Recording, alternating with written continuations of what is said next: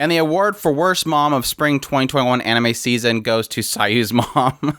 I just got done with the 9th episode of Higehiro, and this is my thoughts on the episode. So unfortunately, our theories on who told the brother where Sayu is at is going to have to wait.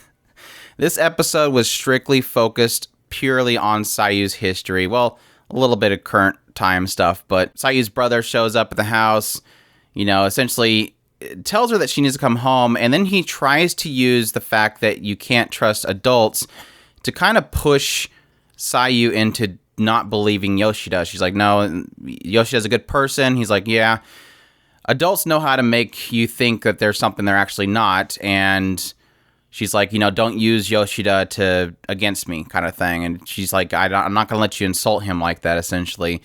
But yeah, they sit down and have a conversation. We come to find out that, yeah, he claims that her mom wants her to come home, but she's like, no, mom doesn't care about me. What's the truth? And he's like, the teachers are trying to figure out where you're at. They believe that mom is keeping you locked up. And so gossip's happening, basically. There's a bad rumor going around against mom. And of course, mom doesn't like that. So she wants her to come home. So it's kind of painting this image of mom being pretty selfish at this point. But then again, of course, Yoshida kind of says, can you give her a couple of days?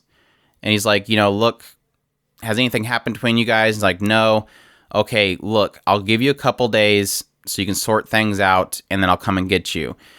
And then after they kind of have a little moment together alone, she goes out there and talks to him and says, look, I'm regaining what I've lost, and I've found purpose, essentially, and until I figure out what I want to take home with me, I need some time. And he's like, have a week.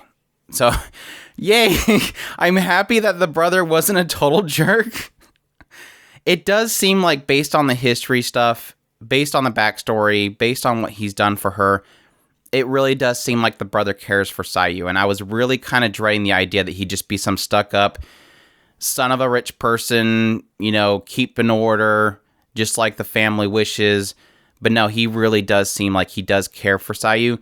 Now, you can make an argument that he should have kept a better tabs on her. Obviously, he gave her money and said, go stay somewhere. But he should have kept contact with her, and he didn't. And that's kind of where you kind of juggle the aspect of, what was his responsibility and what was Sayu's responsibility. And I think he did plenty for Sayu. And I can't really expect him to basically be her father and always be there with her because he has his own responsibilities. But it at least paints the picture that he's not a jerk. He's not his mom, obviously. He does care for Sayu, and I absolutely really love that. I was really dreading, everybody being a total enemy and her having no real bastion back at home. But obviously, the brother is that bastion of hope in her household, which was really good to see. So yeah, after the brother leaves, Sayu calls up Asami and says, come over here, I need to talk. And then she sits down with Asami and Yoshida and basically lays out what happened in her past, what she ran from.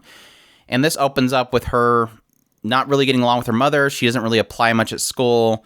She ends up isolating herself with a lot of the groups and is alone. And at some point, another girl who is pretty much alone ends up confronting her, and they become friends. And this girl essentially becomes bullied because we find out that Sayu rejected a basketball player, and this basketball player had some girl that liked him, and she wanted to get back at Sayu.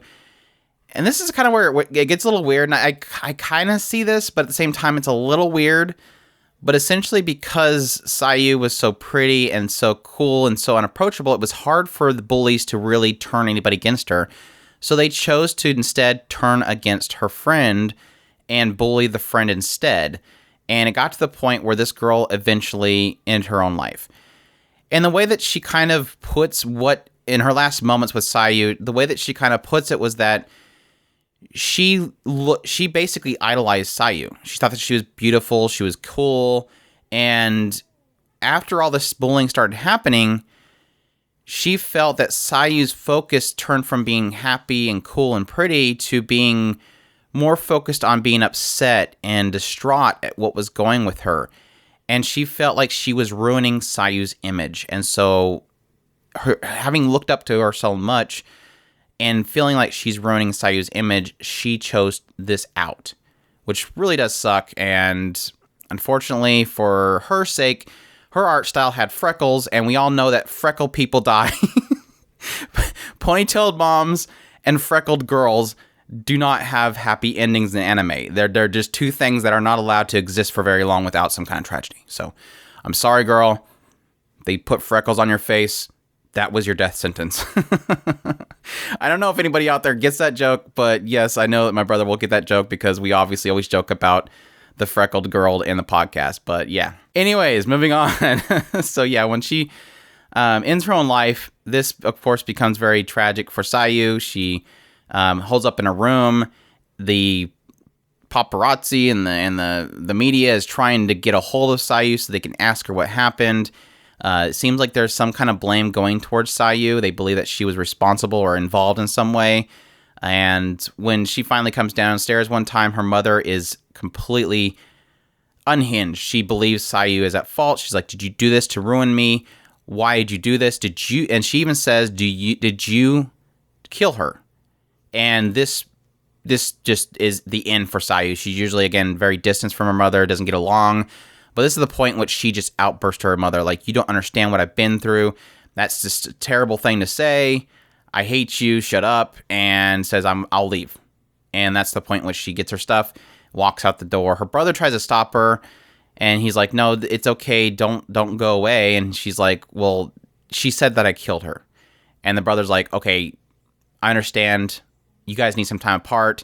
He takes her to a train station, gives her, I think it was about $3,000 equivalent of yen. I think it's like 30,000 yen or something like that. But anyways, and says, stay in a nice hotel, stay in contact, and just take some time away. After about a week, things should settle down.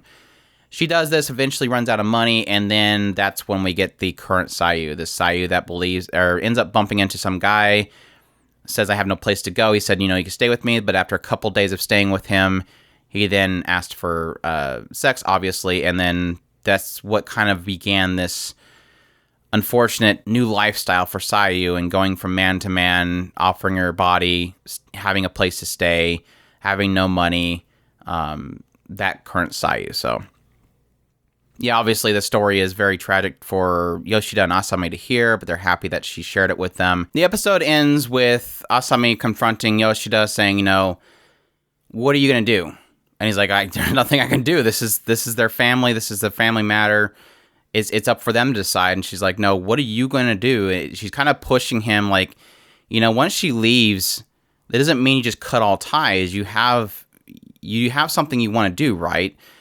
And this is where it technically is getting into a very difficult spot, because what is Yoshida really going to do? Is Yoshida going to confront the mom and say, "Look, I took care of your daughter for this amount of time. Don't throw me in jail, but I hate what you did to your daughter"? I mean, I understand Asami's point here, but at the same time, it's like we are already in a very bad social norm area. We're already dealing with taboo, and when you get the family involved, and I know I discussed in our the last impressions about the idea that I didn't want the writer to really make an easy out for Yoshida with the brother, because I would see the brother being a lot more strict about the situation. But then it turned out that the brother was a good person. The brother did care for Sayu and would trust Sayu in saying that nothing happened. If it was a terrible, brother who just wants to stay strict to what the family wants and is going to rule with money, I can see him calling the police. But the fact that he was a good person and trusts Sayu, he goes with what Sayu wishes in this regard. Whereas, again, if we get into a mother or something like that, we're probably not going to have that same ability there. So, yeah, it goes back to the idea of, is Sayu going to go back to the family, and then we're going to wait, a couple years, and then Sayu comes back as an adult and she's figured things out? Or is Yoshida going to actually confront the family?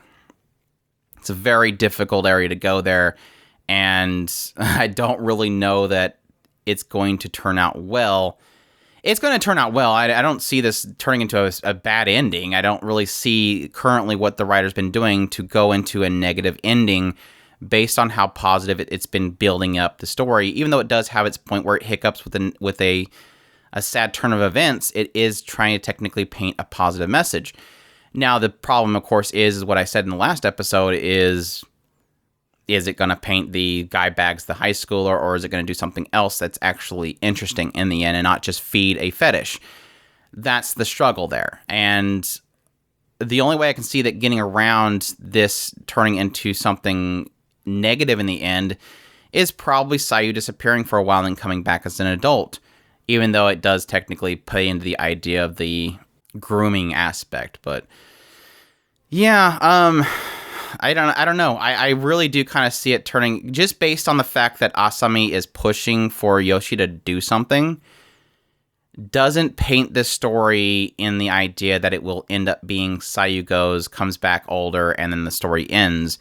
More so, Sayu goes, Yoshida follows, clash happens with family, some kind of resolve in the end. I don't know how that resolves anyway positive. Based on how technically they typically portray Japanese dealings with social things like this, it usually would have to end with Sayu outbursting the mother what she's been through and her having to accept it from that. Now I can see Yoshida being the one that will set up for that. Yoshida comes there, tries to plead to the mother, and then Sayu speaks up and tells the mother what for, basically. But it is it's kind of turning towards a very kind of touchy area that is probably going to end with a lot of drama. Hopefully it's drama around communication. And that's the difficulty thing, is that is often what anime specifically will try to build drama on, is inability to communicate. And I hope it doesn't fall into that category. I am kind of hoping this story will technically have a solid conclusion.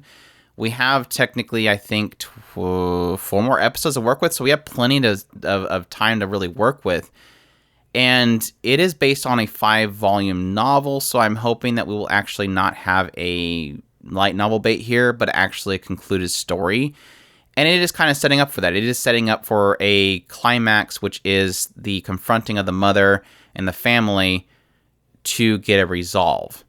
So, I don't know. I don't really necessarily seeing the confrontation of the mother happening in the next episode. Episode 10 having the climax moment, not going to really happen.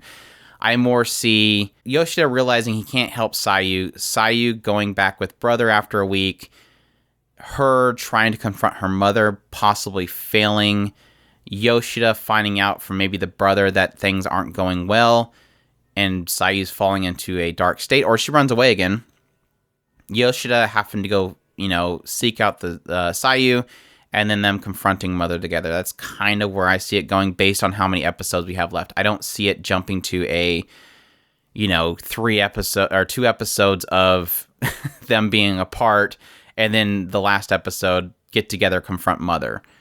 But we'll see. Hopefully we'll actually get maybe possibly a jump forward. I kind of think this story needs a jump forward, because that's, again, they're already painting Sayu and Yoshida getting together, and the only way I can see that being okay is if we have a time jump and she's older. I think it'll be a little more distasteful if she's still her current age and they get together. And again, I already see this writer accepting that is what he's going to do, is pair those two, which again deceives my original hopes. And again, even though I had my caveats, but we'll see. But yeah, thanks to the brothers. Not a bad person. A really bad, tragic backstory. A little bit questionable on the I'm ending my own life because I'm ruining your image thing. But it is what it is. Teenager mentality and bullying doesn't make people think right. We if anybody wants a really cool picture of that, look at Wonder Egg Priority, fantastic series. Looking forward to the ending of that one. But yeah, Asami's great as usual. Yoshida kept his composure, which was excellent. And yes, like I said, Sayu's mom is the worst. I have to make an entire video on who's the worst of spring 2021 just to add her into the list. I'm going to force 4 more worst people into that list just so I can make a list of worst to put her into it. So yeah, that's my thoughts on episode 9 of Higehiro. Definitely, if you like this video, leave a like, comment down below, subscribe if you haven't already, share this video if you can, and y'all take care.